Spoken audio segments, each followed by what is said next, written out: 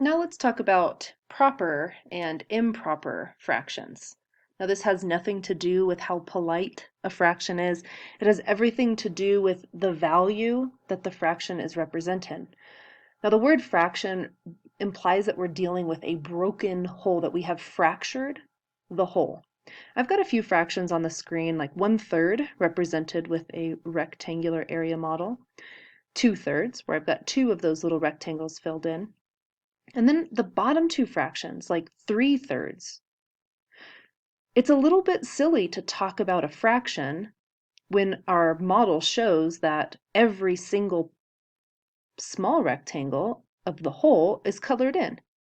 Really, the fraction 3/3 is the same thing as saying we have one complete whole. We're going to call that an improper fraction because it's not necessary to break that apart to talk about it. It's not that it's not useful, it's just not necessary. Also, the last fraction, 4/3. In this case, I actually had to include two of our rectangles that are divided into three smaller rectangular partitions so that I could represent that I have 4 parts shaded in. Now, each one of these parts is the same size, but notice that when we have 3 of them stacked together, they make one complete whole. And then we have one extra. So when we look at it here, we say, well, one whole is still using 3 of the rectangular partitions, but we're shading in 4 of those partitions here. And so we're using 4/3 to represent this quantity. And it's actually the same thing as saying something like one whole and then 1/3 from that second rectangle. So improper fractions are fractions that represent more than one or one itself. So I've got the definitions written over here on the right side of the screen. A proper fraction literally just means that the numerator is a smaller number than the denominator. So we could have something like 7/8 or 53/100. Improper fractions mean that the numerator is the same size as the denominator, or the numerator is bigger. So I could have something like 8/8, or I could have something like 10/8. So improper fractions are still useful. They're not unuseful fractions, they're just improper because they're representing more than simply a broken up whole. We've used number lines a lot throughout our math education, and now let's talk about how to place these rational numbers on the number line. If we were just looking at whole numbers like 0, 1, and 2, we know where those go on our number line.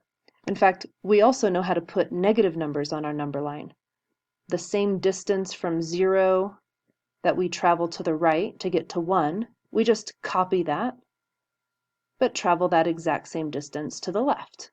So we know that the negative numbers and positive numbers are mirrored of each other. But now we need to talk about how to break these up into rational numbers. On this integer number line, so we have our whole numbers on top, integers on bottom. We want to now introduce the idea that we can break up these nice, neat, whole divisions into smaller partitions. For example, from 0 to 1, if I cut that right in half, I'd say, well, that's 1/2. And I could do the same thing in the left direction. From 0 to -1, I could cut that in half, and that would represent -1/2. And I could continue that, cutting between 1 and 2 to get 1 1/2, which is the same thing as 3/2. Or in the left direction, between -1 and -2, that would be like -1 1/2, or the same thing, -3/2. Once we've divided things up into halves, we could then take this division even further. Between 0 and 1/2, I could break that into another partition. Now, maybe this was a little too fast for us, but from 0 to 1, I know it's 1/2 because there are 2 pieces that make a whole. and I'm looking at one of those two pieces between 0 and the tally mark I made.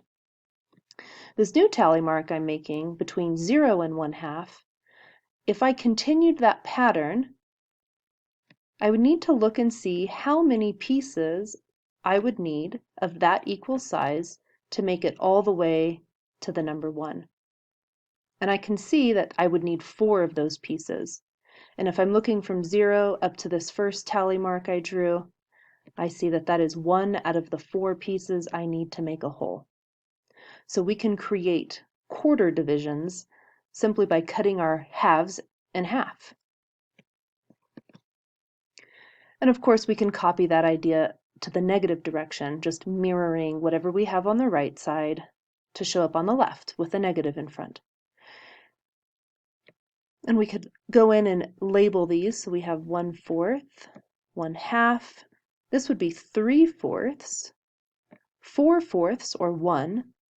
If I had 4/4 and I added one more fourth to that, that would be 5/4 here. 6/4 is the same thing as 3/2. Then we'd have 7/4. So we're really just counting how many of those equal sized fourths do we have. So 1, 2, 3, 4, 5, 6, 7/4. Okay, now I think we're ready to place the numbers that we have on our number line. So if we have -2, we can easily put -2 right here. -5/4. Well, we've already talked about this is equivalent to 1/4, and going left means we're looking at -1/4. So we just need 5 of those. So here's 1, 2, 3, 4, 5. So this would be -5/4 here.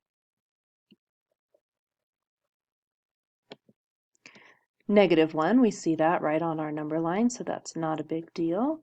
We could also recognize that -1 is the same thing as -4/4, because there are 4 of these equal-sized parts that take us to -1. -3/4, that's just counting 3 of these. 1, 2, 3, so that would be right here. I'll write -3/4 up here. 0, of course, that's dead center on our number line because of the way we drew it. +3/4, let's count up 1, 2, 3. We have +3/4 on the right side here. +1, of course, is here, and then we already talked about how to find 5/4, so I'll just color in the tally mark that represents 5/4. So making a number line to represent rational numbers, we just need to make sure that when we divide up between 0 and 1, for example, we need to make sure that we're representing one whole, and that when we divide it in perfect equal-sized parts. I can't do 1, 2, 3, 4, because this piece is not the same size as this piece, for example. It's really important that we do our best to make them exactly equal sizes. I could divide this up into thirds if I wanted to, and maybe it's not perfect, but we can see that it's pretty well balanced. We can divide this up into fifths, where I have 1, 2, 3, 4, 5. Now something I want to point out is that I just divided this into 5 pieces, but I only drew 4 tally marks. And that's because I'm depending on the tally mark at the end to be the 5th one. So we have 1, 2, 3, 4, 5. And I like to compare that to like slicing a loaf of bread. If you have a loaf of bread and you want to make 2 slices of bread, you only cut it once. Cutting once will give you 2 pieces. So however many pieces you're going to cut, you need to, or however many pieces you want to end up with, you're going to make 1 less cuts than that. So if I want to have 7 pieces from 0 to 1, I need to make 6 cuts. And then I can see I have 1, 2, 3, 4, 5, 6, 7 pieces. And although I'm demoing this between 0 and 1, we could have actually done this between 1 and 2, because between the number 1 and the number 2 on our number line, that's exactly 1 unit, which we could call 1 whole. And I could turn that into 5 pieces, the same way that I did between 0 and 1. So making 4 cuts, I can have 5 pieces between the number 1 and 2 on our number line.